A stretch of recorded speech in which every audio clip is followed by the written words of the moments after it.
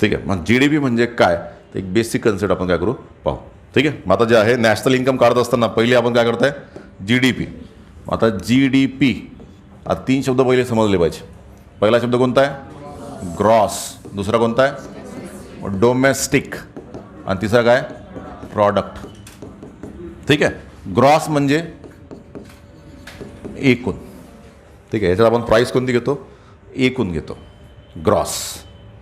ठीक आहे. एकूण किंमत म्हणजे त्याची जी एकूण किंमत आहे त्यामध्ये नेट नाही घेत आहे, काय घेत आहे एकूण किंमत. मग यामध्ये घसारा मूल्य काय असते ॲड असते. ठीक आहे. कारण की कोणत्याही वस्तूची किंमत घ्यायची असेल एकूण किंमत, समजा आपण एखादी गाडी घेतली स्विफ्ट डिझायर. ठीक आहे. आणि स्विफ्ट डिझायर जी विकत घेतली ते किती लाखाला घेतली समजा 7 लाखाला विकत घेतली. तर 7 लाखाला विकत घेतली ही काय झाली त्याची बाजार किंमत. तुम्ही किती रुपयाला विकत घेतली आहे ती 7 लाखाला. मग ही 7 लाख ही त्याची काय झाली बाजार किंमत. आणि ते बाजार किंमत आपण कोणती किंमत झाली ही ग्रॉस व्हॅल्यू झाली. मी कोणती झाली ग्रॉस व्हॅल्यू. ठीक आहे. ग्रॉस व्हॅल्यू म्हणजे त्याची पूर्ण एकूण किंमत घेतली आहे. त्यामध्ये काही घसारा वगैरे काही मायनस केला का नाही. 1 वर्षानंतर या गाडीची किंमत किती असायला पाहिजे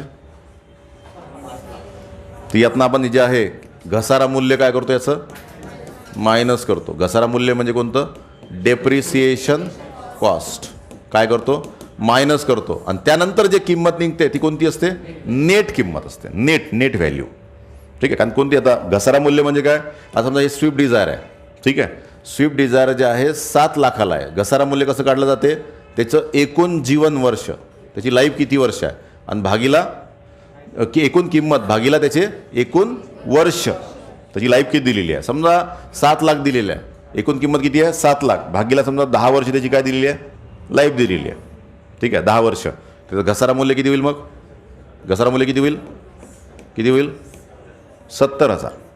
किती होईल 70,000. मग 7 लाखाची जी आहे स्विफ्ट डिझायर ही काय झाली त्याची ग्रॉस व्हॅल्यू. ठीक आहे. 7 लाख ही काय झाली ग्रॉस म्हणजे स्थूल एकूण जेव्हा गोष्ट असतो ना तेव्हा त्याला आपण काय म्हणतो स्थूल. ठीक आहे. पण जेव्हा त्याचा जे आहे आपण ॲक्च्युअल जे आहे त्यामधनं घसारा मूल्य जेव्हा मायनस करतो तेव्हा ती कोणती व्हॅल्यू बनते नेट व्हॅल्यू म्हणजे निव्वळ किंमत बनते. ही कोणती किंमत आहे निव्वळ किंमत.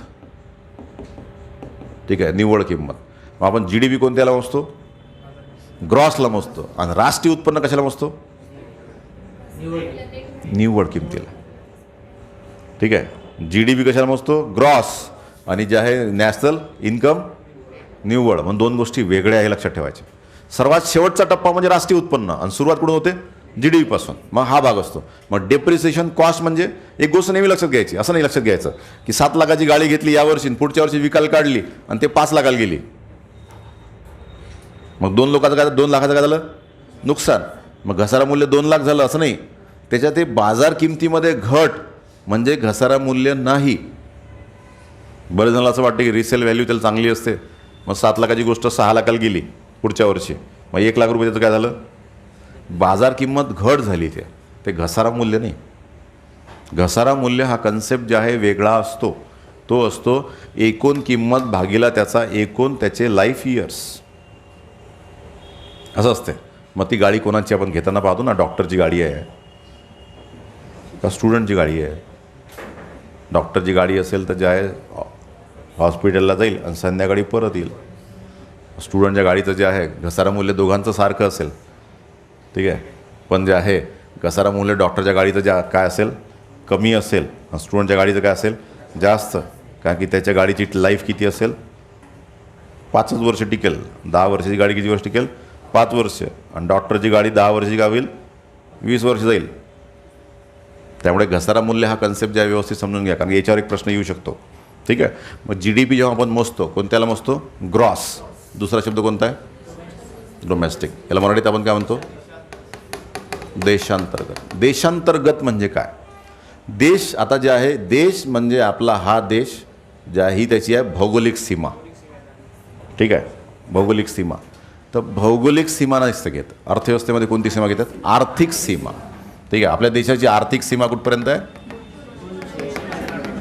म्हणजे या आपली जी किनारा जो आहे किनाऱ्याला जी बेसलाईन असते बेसलाईन तर त्या बेसलाईनपासून समुद्रामध्ये 200 नॉटिकल माइल्स हा जो एरिया असतो ना याला म्हणतो आपण एक्सक्लुझिव्ह इकॉनॉमिक झोन.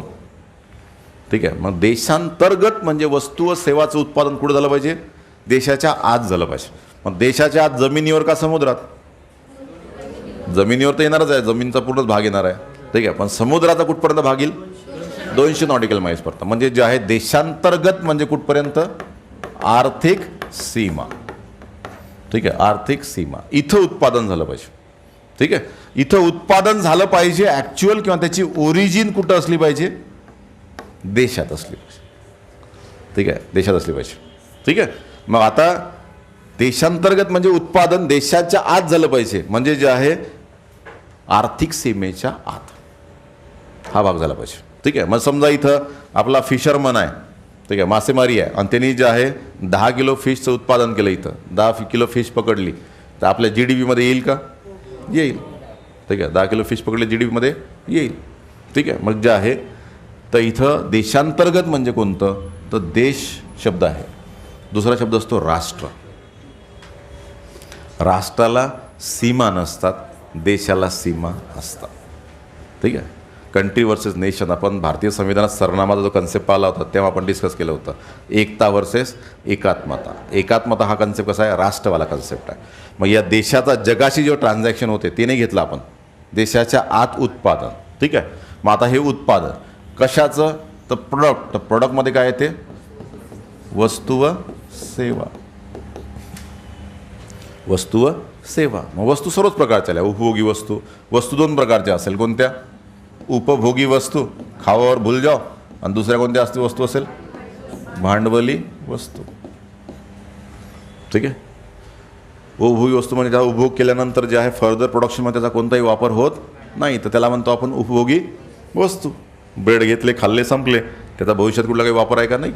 तर ती काय झाली? उपभोगी वस्तू. पण ते जर ब्रेड जर घेतले, ठीक आहे, आणि त्याच्यापासून सँडविच बनवले, सँडविच करून विकले, तर त्या सँडविच कंपनीसाठी ते उपभोगी वस्तू आहे का? नाही. ठीक आहे. त्यासाठी काय ती उत्पादनामध्ये काय त्याचा वापर आहे? कारण त्या ब्रेडचा वापर कशामध्ये झाला आहे? सँडविचच्या उत्पादनामध्ये झाला आहे. ठीक आहे. असा भाग असतो. म्हणून त्या सर्वच वस्तू उपभोगी वस्तू नसतात. त्या वस्तूला आपण उपभोगी वस्तू म्हणू शकतो किंवा नाही सुद्धा. ठीक आहे. हां. मग इथं जे आहे तर ज्या वस्तू, ज्याला वस्तू, उपभोगी वस्तू आणि भांडवली वस्तू. आता भांडवली वस्तूलाच घसारा मूल्य असते, हे लक्षात ठेवायचं. ज्याला आपण काय म्हणतो? Depreciation cost. कारण की याचा वापर केल्यामुळे याची लाईफ काय होते? कमी होते. आपण लास्ट लेक्चरमध्ये बघितलं होतं भांडवली वस्तू म्हणजे काय, सर्व प्रकारच्या वस्तूचे प्रकार बघितले होते. आता जे आहे ग्रॉस डोमेस्टिक प्रॉडक्ट. मग आता GDP म्हणजे काय? तर देशाच्या आर्थिक सीमेच्या आत. ठीक आहे. देशाच्या आर्थिक सीमेच्या आत तयार होणाऱ्या एकूण वस्तू व सेवाचं उत्पादन एका वित्तीय वर्षात. आपलं वित्तीय वर्ष कोणतं आहे? 1 एप्रिल ते 31 मार्च. ठीक आहे. याच्यात जे एवढं काय आपलं उत्पादन होतं तर त्याला आपण काय म्हणतो? GDP. आता पहिला प्रश्न असा आहे की ह्या ज्या वस्तू व सेवा ज्या आहे, ज्या आपण काय करत आहे? देशाच्या आर्थिक सीमेत तयार करत आहे, तर ह्या वस्तू व सेवा ज्या आहे कोणत्याही घ्यायच्या का? पहिलं लक्षात घ्या. मग त्या कोणकोणत्या असल्या पाहिजे? त्याची ओरिजिन कुठं असली पाहिजे? इंडियात असली पाहिजे. पहिला कन्सेप्ट लक्षात घ्या. ठीक आहे. समजा आपली एक एअर इंडिया कंपनी आहे आणि एअर इंडिया कंपनी जी आहे दिल्लीवरून जे आहे लंडनला फ्लाईट सर्व्हिस देत आहे. एअर इंडियाचं हेडक्वार्टर कुठे आहे? इंडियामध्ये आहे. मग जे आहे जे फ्लाईट सर्व्हिसेस आहे तर सेवाचं काय उत्पादन आहे, तर ते GDP मध्ये येईल का? येतं. ठीक आहे. एखादी शिपिंग कॉर्पोरेशन ऑफ इंडिया आहे समजा, तर ती जी आहे बँगलोर पोर्टवरून जे आहे त्याची कंपनी आहे आणि मँगलोर ठीक आहे, तर मंगलोरवरून ती काय करते? आयात निर्यात करते. पण त्याच्यात सर्व सेवा कुठं तयार करते? भारतात. ॲक्च्युली जे आहे शिप परदेशात जाते तिथून परत येते, पण ओरिजिन कुठं आहे त्याची? इथं. मग त्यांनी तयार केलेल्या एकूण ट्रान्सपोर्ट सेवा कशामध्ये येईल? भारतात येईल. कशामध्ये येईल? GDP मध्ये. कारण त्याची ओरिजिन कुठं आहे? भारतात. समजा दुसरा आहे, समजा इंडियन आर्मी आहे. इंडियन आर्मीने जे आहे चायना काबीज केला आणि इंडियन आर्मी कुठं गेली? आता चायनात आहे. आणि त्याला सॅलरी कोण देत आहे? भारत सरकार. मग त्याच्या जे ओरिजिन आहे कुठून आहे? भारतातून आहे. मग ते जे मिलिटरी सेवा जे चीनमध्ये जे तयार होईल तर ते GDP मध्ये येईल का? येईल. कारण त्याची ओरिजिन कुठून होत आहे? भारतात. आता प्रत्येक देशात आपली एम्बसी असते. अमेरिकेत, UK मध्ये सर्व ठिकाणी आपल्या एम्बसी असतात. मग त्या एम्बसीला जे काही ते एम्बसीमध्ये सेवा तयार होतात त्याला आपण काय म्हणतो? दूतावास सेवा. ठीक आहे. फॉरेन सर्व्हिसेस, दूतावास सेवा, त्याची पूर्ण सॅलरी कोण करत असते? गव्हर्नमेंट ऑफ इंडिया देते. त्याची ओरिजिन कुठून आहे? इंडियामधून. मग ते कशामध्ये येईल? GDPमध्ये येईल. ठीक आहे. म्हणजे अपवाद लक्षात ठेवत राहा, कारण की परीक्षा ट्रेंड कसा आहे माहिती आहे का? भारतात तयार होतं तिथं GDPमध्ये येतेच, पण अशा कोणत्या गोष्टी आहे जे भारताच्या बाहेर तयार होतात तरीसुद्धा कशामध्ये येतात? GDPमध्ये येतात. त्याची ओरिजिन जर इंडिया असेल तर ते कशामध्ये येतं? GDP. दुसरं जे आहे त्या वस्तू कोणत्या असल्या पाहिजे? अंतिम वस्तू असल्या पाहिजे. हा दुसरा कन्सेप्ट. फायनल गुड्सच असल्या पाहिजे. ठीक आहे. कारण की GDPमध्ये आपण काय करतो? मोजतो ना वस्तूचं उत्पादन. मग एक वस्तू डबल नाही भरली पाहिजे. त्यामुळे त्या काय करतो? अंतिम वस्तू. म्हणजे स्विफ्ट डिझायर आहे तर स्विफ्ट डिझायरला 4 टायर लागलेले आहे, 5वा जे आहे डिक्कीत आहे, 5 टायर आहे. मग जे आपण MRFचं जे आहे नी ते टायर प्रोव्हाइड केले, मग ते 5 टायर वेगळे मोजायचे आणि स्विफ्ट डिझायर सोबत 5 टायर आणखी मोजायचे. म्हणजे एक गोष्ट काय झाली? 2दा झाली. असं डबल अकाउंटिंग होऊ नये म्हणून आपण कोणत्या वस्तू घेतो? अंतिम वस्तू. अंतिम वस्तू म्हणजे जिथं त्याचं उत्पादन काय केलं आहे? थांबलं. पुन्हा त्याचा जे आहे पुन्हा नवीन उत्पादनामध्ये त्याचा कोणताही वापर नाही. जिथं उत्पादन काय होते? थांबतं. ठीक आहे. स्विफ्ट डिझायर इथं उत्पादन काय झालं? थांबलं. आता स्विफ्ट डिझायर दुसऱ्या वस्तू टाकतो का आपण? नाही. ती काय झाली? प्रोडक्शन स्टेज काय झाली? थांबली. मग ती काय झाली? अंतिम वस्तू. ठीक आहे. आपण फायनल गुड्स घेतो याच्यामध्ये, हे लक्षात घ्या. कोणत्या वस्तू आहे? Final goods. मग फायनल गुड्स जे आहे, मग फायनल गुड्स ह्या उपभोगी वस्तू असतात का भांडवली असतात का दोन्ही असतात? दोन्ही असतात. ठीक आहे. फायनल गुड्स जे आहे कोणते असू शकतात? दोन्ही असू शकतात. मग आपण कोणत्या वस्तू घेतो? Final goods. हा शब्द लक्षात ठेवायचा. तिसरं जे आहे नो फ्री, फुकट, ते बघा. No free goods and services ते GDPमध्ये आपण घेत नाही. फुकट भेटलेल्या वस्तू व सेवा GDPमध्ये घेत नाही. ते फुकट किंवा ज्या मोफत लिहा. मोफत वस्तू व सेवा GDPमध्ये गणल्या जात नाही. उदाहरणार्थ दान, कॉमा गिफ्ट, कॉमा गृहिणींनी दिलेल्या सेवा, गृहिणींनी दिलेल्या सेवा, कॉमा नदीचे पाणी,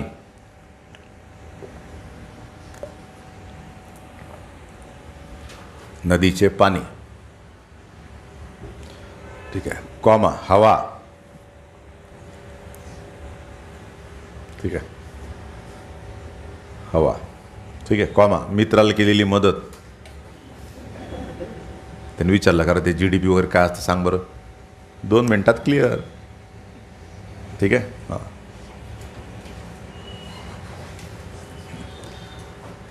मग जे आहे ठीक आहे. मित्रांना शिकवलं की लगेच समजतं का? कारण तो पहिले शब्द होता अब्बे. हा शब्द वापरला की 50% टेन्शन काय होते? कमी होऊन जातं. म्हणजे ही गोष्ट खूपच सोपी आहे. ठीक आहे. कारण इकॉनॉमीमधली कोणती गोष्ट आपल्याला जे आहे शिकायची आहे का? नाही. फक्त काय करायचे आहे? नाव द्यायचे. ठीक आहे. हे काय नवीन होतं काही आपल्यासाठी आहे? आपण हे आपलं उत्पादन समजा आपण जे आहे, तुम्ही समजा डेप्टी कलेक्टर झाले तर डेप्टी कलेक्टर जे आहे झाले आता. ठीक आहे. आणि झाल्यानंतर जे आहे 1 वर्षात आता तुम्ही कोणत्या सेवा तयार करता का? नाही. डायरेक्टली कोणत्या सेवा तयार करत नाही, कोणत्या वस्तू तयार करत नाही. जे काही आहे ते मोफतच आहे. ठीक आहे. डेप्टी कलेक्टर झाले तुम्ही आणि तुम्ही मग कोणत्या सेवा तयार करणार? प्रशासकीय सेवा तयार करणार. ठीक आहे. मग तुम्ही 1 वर्षात किती सेवा तयार केली तर कसं मोजणार? तुमची सॅलरी. ठीक आहे. जेवढी सॅलरी असेल तेवढ्या सेवा तुम्ही काय केले? तयार केले. सिम्पल एकदम. एक मग प्रत्येक व्यक्ती किंवा कंपनी किंवा संस्था एक तर वस्तू तयार करते, नाही तर सेवा तयार करते किंवा दोन्ही तयार करते. ठीक आहे. असं मग आता आपल्याला पूर्ण हे बघा. आता बरेच जणांना कसं वाटतं माहिती आहे का? GDP किंवा राष्ट्रीय उत्पन्न म्हटलं की गव्हर्नमेंटचं उत्पन्न असते का? ठीक आहे. हे काय कोणाचं उत्पादन आहे? संपूर्ण देशाचं उत्पादन आणि उत्पन्न आहे. आता यामध्ये वस्तू व सेवा कोणत्या फ्री नसल्या पाहिजे. समजा नदीतलं पाणी आहे, नदीतलं पाणी जर बिस्लरी बॉटलमध्ये टाकलं तर जे आहे ते GDPमध्ये येईल का? येणार. कारण त्याला बाजार किंमत आहे. हवा आहे, हवा GDPमध्ये येईल का? नाही येणार. फुकट आहे ते, फुकट आहे. पण ते जर आपण ऑक्सिजन सिलेंडर बनवले तर येणार ना. ऑक्सिजन सिलेंडरला काय असेल? प्राईस टॅग असेल. मग त्या वस्तू व सेवा ज्याला काय बाजार किंमत आहे. ठीक आहे. कोणतेही नाही घेणार. ठीक आहे. त्यामध्ये बाजार मूल्य असणाऱ्या वस्तू व सेवा. बाजार मूल्य असणाऱ्या वस्तू व सेवा ह्याच आपण काय करणार, जी डी पीमध्ये घेणार. मग मला एक सांगा, आता भारतातला जो जी डी पी असेल, आता आपल्या देशामध्ये जे आहे विकसनशील देश म्हणजे काय असते, बऱ्याच गोष्टी काय असतात फुकट असतात. आणि विकसित देशामध्ये प्रत्येक गोष्टीला काय असते, प्राईस टॅग लावला असते. विकसित देशामध्ये कसं असते, कोणतीही गोष्ट असेल तर काय असते, ते कोणाला तरी जे आउटसोर्स केलेली असते तो ती गोष्ट काय करते, करून देते. होम मॅनेजमेंट, आता home management mister and Mrs दोघंही जॉबला आहे, तर होम मॅनेजमेंट सर्व्हिसेस असतात. मग त्या कंपनीला होम मॅनेजमेंट सर्व्हिस देऊन टाकली का ती कंपनीज काय करते, सर्व गोष्टी तुम्हाला अवेलेबल करून देते. म्हणजे तुम्हाला जे आहे घरात गॅस आहे का नाही, बिल भरलं का नाही, हे असं काही असं टेन्शन घ्यायची गरजच नाही ना तुम्हाला. कारण ती त्या कंपनीला आउटसोर्स करून टाकली का ती तुमच्या बाळालाही सांभाळते. ठीक आहे, सर्व सेवा प्रोव्हाइड करते ती. ठीक आहे, मग जे आहे ती सेवा प्रोव्हाइड करते, तिला आपण पेमेंट करतो. त्याला काय असते, प्रत्येक गोष्टीला काय असते, प्राईस टॅग असते. भारतात असते का असं? भारतात त्या गोष्टी काय असतात, फुकट असतात. मग विकसनशील देशामध्ये बऱ्याचशा गोष्टी मोफत असतात. त्यामुळे विकसनशील देशाचा जी डी पी विकसित देशापेक्षा थोडासा काय होतो, काही वस्तू सेवा काय होतात, मिस होतात. कारण की इथं जर ती गोष्ट मोफत असेल तर तिथं ती गोष्ट तिथं मोफत असेल का, नाही. तिथं काय असेल, त्याला प्राईस टॅग असेल, त्याला बाजार मूल्य असेल. ठीक आहे, असं असतं. त्यामुळे तिथला जी डी पी मोजताना मॅक्झिमम गोष्टी वस्तू व सेवा काय होतात, जी डी पीमध्ये होतात. आपल्या ह्याच्यात बऱ्याचशा गोष्टी काय होतात, सुटतात. ठीक आहे, जेवण असतं आपण किती वेळ फुकटात देतो. आपल्याकडे जे इंडियामध्ये होते का असं, इंडियामध्ये फुकट होते, पण USA होईल का, लंडनमध्ये गेले तर ते पार्टी देतील तर हॉटेलमध्ये देतील. ठीक आहे, मग आता प्रश्न, आपल्याकडे लंगरच सिस्टम एवढं मोठं असते का 10% जेवण फ्री ऑफ कॉस्ट चालू असते, असा प्रश्न असतो. मग इथं जे आहे मोफत वस्तू व सेवा ज्या आहे येत नाही. ठीक आहे, मग ज्याला बाजार मूल्य आहे ते येत नाही. आता तिसरा प्रश्न महत्त्वाचा कोणता आहे माहिती आहे का, की हे वस्तू व सेवा कोणी तयार केल्या म्हणजे जी डी पीमध्ये असतात. ठीक आहे, आता शब्द कोणता असला पाहिजे, रहिवासी.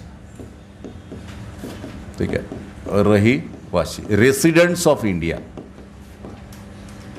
ठीक आहे, रेसिडेंट्स ऑफ इंडिया. ठीक आहे, इन इंडिया. ठीक आहे, जे भारतात राहणारे रहिवासी. मग भारतात राहणारे रहिवासी हे नागरिकही आहेत आणि तो कोण आहे, परकीय सुद्धा आहे.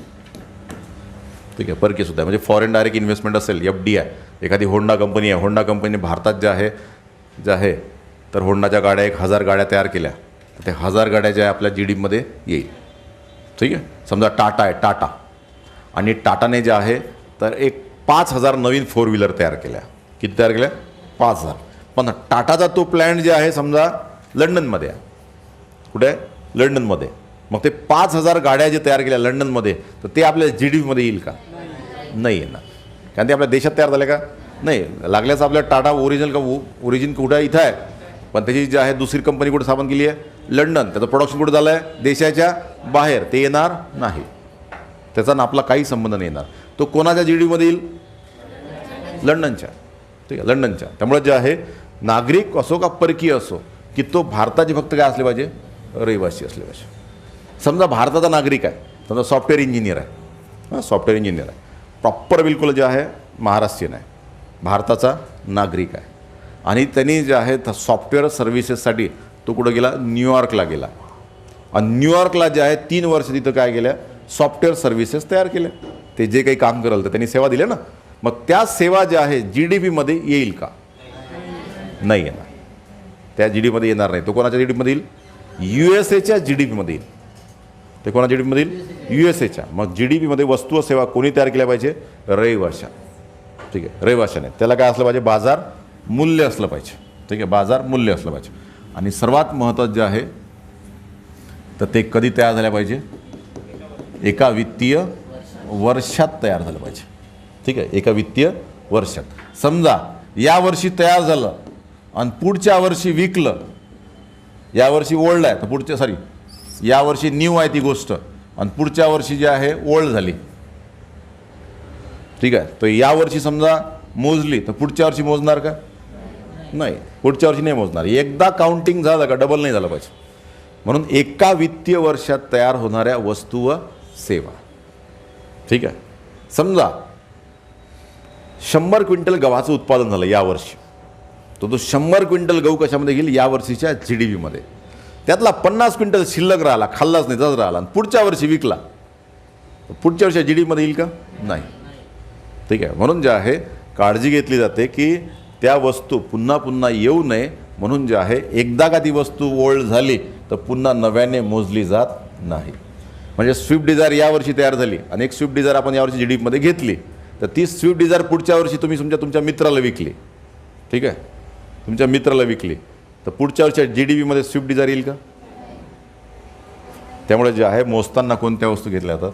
New, no second hand. ठीक आहे. मग यावर्षी तुम्ही स्विफ्ट डिझायर 7 लाख रुपये यावर्षी घेतले, पुढच्या वर्षी मित्राला 5 लाखात विकली, तर मग पुढच्या वर्षी स्विफ्ट डिझायर 5 लाख रुपये तुमच्या याच्यामध्ये ॲड होईल का? नाही. ठीक आहे. म्हणजे पुन्हा डबल काउंटिंग नाही झाली पाहिजे, म्हणून सेकंड हँड वस्तूचं उत्पादन नाही समजलं जात. ठीक आहे. परंतु ती जर समजा मित्राला विकली आणि त्याने एखाद्या कमिशन एजंटने तुम्हाला मदत केली आणि त्यासाठी तुमच्याकडनं 50,000 रुपये कमिशन घेतलं त्यांनी, 50,000 रुपये, तर कमिशन ही सेवा नवीन वर्षात तयार झाली का? झाली. कारण रिअल इस्टेट किंवा कमिशन ही सुद्धा काय सेवा आहे ना.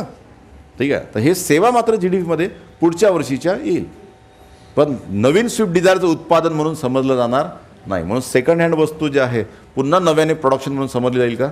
नाही. ठीक आहे. ती समजली जाणार नाही. तर हे जे आहे हे गोष्ट लक्षात घ्या. तर त्यामध्ये लिहून घ्या. हां हां हां हां. नाही, आता कसं असतं माहिती आहे का, आता जेव्हा एखादा शेतकरी उत्पादन घेतो, ठीक आहे, तर तो डायरेक्टली इनडायरेक्टली, आता प्रत्येक वस्तू व सेवा अकाउंटिंगमध्ये काय होतं, डायरेक्टली येते, काही काय येतात इनडायरेक्टली येतात, मग काही प्रत्यक्ष येतात, तर काही काय येतात अप्रत्यक्ष येतात. आता समजा एखाद्या शेतकऱ्याने ज्या 10 क्विंटल गव्हाचं उत्पादन घेतलं, ठीक आहे, 10 क्विंटल, आणि 10 क्विंटलमधले 5 पोते घरीच ठेवले. आपण नेहमी असंच करतो, 5 पोते घरच्यासाठी, 5 पोते बाजारात नेतो. मग ते 5 पोते येईल का? घरी ठेवलेले आपण ते 5 पोते जे आहे जे घरच्या कन्झम्पशनसाठी ठेवले ते येईल का? ते येणार. ते कसे येणार? अप्रत्यक्ष येतात. ठीक आहे. समजा तुम्ही जे आहे पाणीपुरीच्या गाडीवर गेले, पाणीपुरी खाल्ली, 10 रुपयाची पाणीपुरी खाल्ली, ठीक आहे, 5 पाणीपुऱ्या ज्या आहे 5 सेकंदात संपल्या असं. आणि जे आहे आता ते पाणीपुरी खाल्ली, हे देश आता राष्ट्रीय उत्पन्न किंवा GDP कोण मोजते? NSO. ठीक आहे. पहिले जे आहे CSO होता, त्यानंतर जे आहे NSSO, अशा 2 संस्था होत्या. आता दोघांना मर्ज करून काय झाली NSO. पण बघू NSO CSO काय असतं. तर NSO मोजते. मग NSOला कसं माहीत पडेल की तुम्ही 10 रुपयाची पाणीपुरी खाल्ली? ठीक आहे. आता कसं आहे, डायरेक्टली काही माहीत नाही पडेल, कारण तो बिलही देत नाही, काही रिसिडही नसते त्याच्याकडे, टॅक्सही भरत नाही, मग त्याला कसं माहीत पडेल? परंतु ते 10 रुपयाची पाणीपुरी घेण्यासाठी यांनी जे मटेरियल वापरलेलं आहे, तर ते इनडायरेक्टली काय होतं, त्याची नोंद होते. त्याने DMartमधून काही घेतलं असेल, दुसऱ्या किराणा दुकानामधून घेतलं असेल, म्हणून काही गोष्टी डायरेक्टली येतात, तर काही गोष्टी काय येतात इनडायरेक्टली येतात. तर त्याला काय म्हणतो आपण? GDP. तर GDP म्हणजे एका वित्तीय वर्षात ज्या वस्तू व सेवा ज्याला काय बाजार मूल्य आहे, फुकट नाही, आणि त्या कोणी तयार केल्या पाहिजे? रहिवाशाने. मग ते इंडियन कंपनी असो का फॉरेन कंपनी असो, त्याने तयार केल्या पाहिजे आणि त्याने त्याच वर्षात तयार केल्या पाहिजे. ठीक आहे. पुढच्या वर्षी नवा गडी नवा रास, एकदम सिंपल. आणि यामध्ये जे आहे त्या वस्तूची ओरिजिन कुठं झाली पाहिजे? भारतात जर होत असेल तर त्या कशामध्ये येतात? GDPमध्ये येतात. तर त्याला म्हणतात ग्रॉस डोमेस्टिक प्रोडक्ट. मग ग्रॉस डोमेस्टिक प्रोडक्ट मोजताना आपण सरळ काय करतो? एकूण जे आहे देशाच्या आत होणारं प्रोडक्शन, आणि गुणीला कोणती किंमत घेतो? बाजार किंमत घेत आहे. सुरुवात कुठून केली आपण? बाजार किंमत. नंतर शेवटी कशामध्ये जाणार? स्थिर किंमत. कारण की आपलं राष्ट्रीय उत्पन्न कोणत्या लेवलला काढायचं आहे? शेवटच्या. मग आता GDP काढला आपण, ठीक आहे, GDP ग्रॉस डोमेस्टिक प्रोडक्ट. तर याच्यावरून काय काढता येते आपल्याला? NDP काढता येते. ठीक आहे. G वरून N काढायचा असेल तर हा काय? ग्रॉस आहे. तर ग्रॉसवरून काय काढायचं आपल्याला? नेट काढायचं. मग नेट जर काढायचं असेल तर GDPमधून काय मायनस करावं लागते? फक्त घसारा मूल्य. घसारा मूल्य कोणत्या वस्तूचे? भांडवली वस्तू. ठीक आहे. ग्रॉसवरून जर आपल्याला NDP काढायचं असेल, ठीक आहे, तर घसारा मूल्य आपण मायनस करू शकतो. NDP, net domestic product. Net domestic product. Simple एकदम. GDP minus depreciation cost of capital goods. कारण डेप्रिसिएशन कॉस्ट हे भांडवली वस्तूला असते, उपभोगी वस्तूला नसते. GDPमध्ये आपण सर्वच वस्तू घेतो, उपभोगी वस्तू आणि भांडवली वस्तू. पण डेप्रिसिएशन कॉस्ट जे आहे की डेप्रिसिएशन कॉस्ट म्हणजे कोणत्याही वस्तूचा म्हणजे कोणत्या भांडवली वस्तूचा वापर केल्यामुळे त्याचं जे झीज होते आणि झीज झाल्यामुळे त्याचं लाईफ काय होते, कमी होते. तर त्यामुळे त्याचं मूल्य काय होते, कमी होते. त्याला घसारा मूल्य म्हणतात. वापरून वापरून घासून घासून जे आहे घासलेलं आहे त्याचं मूल्य काय होते, कमी होते. फक्त जे आहे बाजार किंमत बरे झालं असं पुस्तकात दिलेलं आहे की बाजार किंमत जर कमी झाली असेल तर त्याला घसारा मूल्य म्हणत नाही. ठीक आहे. हां, मग दोन्ही कन्सेप्ट काय वेगळे आहे. आता हे जे घसारा मूल्य कशासाठी असते माहिती आहे का? हे बघा कसं असते, समजा आपल्या देशामध्ये कसं असते, समजा एखादा उत्पादक आहे, त्यानं एक मशीन विकत घेतली. ठीक आहे. आता त्या मशीनची लाईफ आहे 5 वर्ष. ठीक आहे, 5 वर्ष. आता समजा ती वस्तू आहे समजा 1 लाख रुपयाची.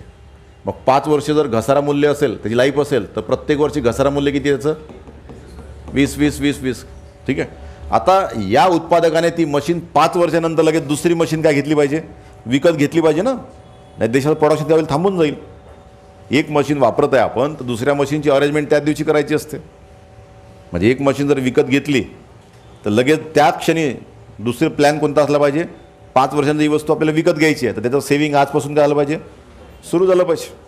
ठीक आहे. मग इथं जे आहे तर ही जी डेप्रिसिएशन कॉस्ट असते याच्यावर गव्हर्नमेंट ऑफ इंडियासुद्धा टॅक्स लावत नाही. ठीक आहे, टॅक्स लावत नाही. म्हणजे डेप्रिसिएशन कॉस्ट त्यामध्ये काय असते, वगळलेली असते की ज्यामुळे त्याला ते पैसे काय करता आले पाहिजे, सेव्ह करता आले पाहिजे आणि 5 वर्षानंतर त्याला नवीन वस्तू विकत घेतली पाहिजे. मग ते डेप्रिसिएशन कॉस्ट काय घेतली जाते, लक्षात घेतली जाते. असं असतं. बघू आपण ते टॅक्समध्ये बघू. तर GDP वरून काय काढतो आपण, NDP. ठीक आहे. GDP मायनस घसारा मूल्य कोणाचे, भांडवली वस्तूचे. मग GDP मोठा येईल का GNP मोठा येईल,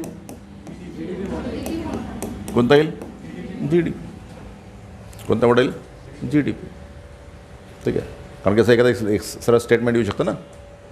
ठीक आहे. भारताचा GDP हा NDPपेक्षा काय मोठा आहे असं सिम्पल स्टेटमेंट येऊन जातं आजकाल. ठीक आहे. हां, आता इकॉनॉमीमध्ये जे आकडे असते ते आकडे पाठ नाही करायचे, ते काय करायचं त्यामध्ये ट्रेंड पाहायचं. आणि जे आकडे पाठ करायचे ते मी वहीत लिहून देतो. ठीक आहे. ते ॲज इट इज काय करायचे, पाठ करायचे. वहीत लिहून दिलेले आकडे जे आहे हे कशासाठी असतात, रट्टा मारासाठी असतात. हां, ते फक्त पाहण्यासाठी नसतात. मग इथं जे आहे आता NDP, आता हा कन्सेप्ट विसरून जा. आता याच्यावरचं काही प्रॉब्लेम नाही आपल्याला, हे सोडून द्या आता. ठीक आहे. आता याच्यावरून आपण काय काढू, GNP काढू.